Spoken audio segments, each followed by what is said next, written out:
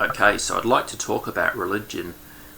Now, religion is one of those topics which can be quite controversial because it seems to stir up a lot of debate, and people feel very strongly about it, and either one way or the other. Now, there's approximately 7 billion people on this planet. Now, life itself is a strange thing. We're born, and we grow up, and we're on this earth for such a short time. And of course, in the old days, 200 or 300 years ago, life was even shorter. People would be dying at 45 years old or whatever. And I think what religion does, it gives people a meaning. It gives people a purpose, because life is very random and it's very uncertain. And I think human beings don't like to have uncertainties. We like to know where we're going individually and also collectively as well. And religion offers comfort for people. It offers a meaning, but I don't follow any religion, although I can see the appeal in a way. I mean, there is wisdom to be found in lots of religions, whether that's the monotheistic religions like Christianity, Judaism, Islam, those who follow the one God, or whether that's Hinduism, Buddhism, you name it, the Chinese religions. There's wisdom to be found within scriptures, and it's ways to live your life. But I just can't believe that these books are the word of God. But I also don't believe that the universe came from the Big Bang, the Big Bang theory, and that's exactly what it is. It's a theory that something came from nothing. There was nothing, and then some particles, the Big Bang theory anyway. So I don't believe in that, but I find it very hard to believe that God, whatever that is, whether that's a person or a frequency or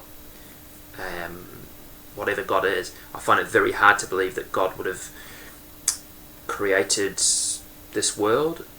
And then of course you say to yourself, okay, let's just say that God created the universe. Where did God come from? That doesn't make a lot of sense either. He's always been here. Okay, so he's always been here, but you're saying that God created the earth and the heavens. So what was God doing before he created the earth and the heavens? In a sense, what was God doing before he created the universe? See, that doesn't make any sense either. So I say I don't know, but I find it very arrogant when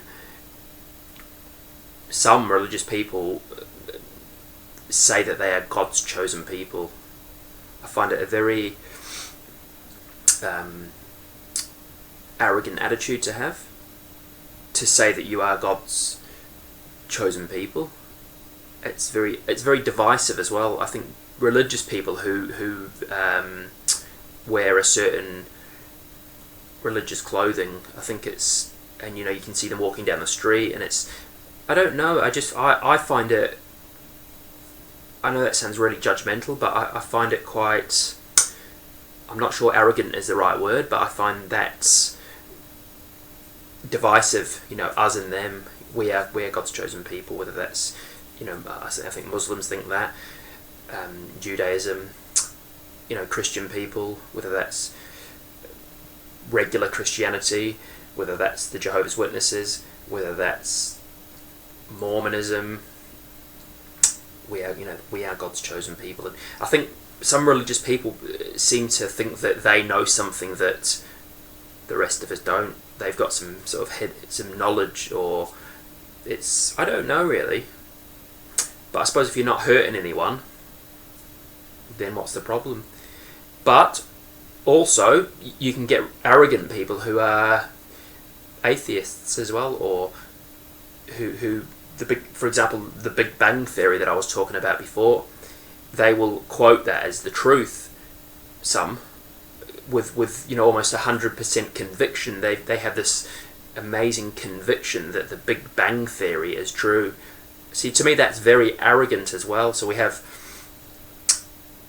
religious people who are very fundamental and we are God's chosen people. That's very arrogant. And then we have some atheists who are also arrogant. The truth is, nobody knows. Life is a mystery. I don't care who you are, whether you're Stephen Hawking, whether you're a religious leader. Nobody knows. It is a mystery. Where the universe came from is a mystery. Nobody knows. And that, to me, that's the most logical stance to take. But why do people follow religion? That's another thing. Why do people follow religions?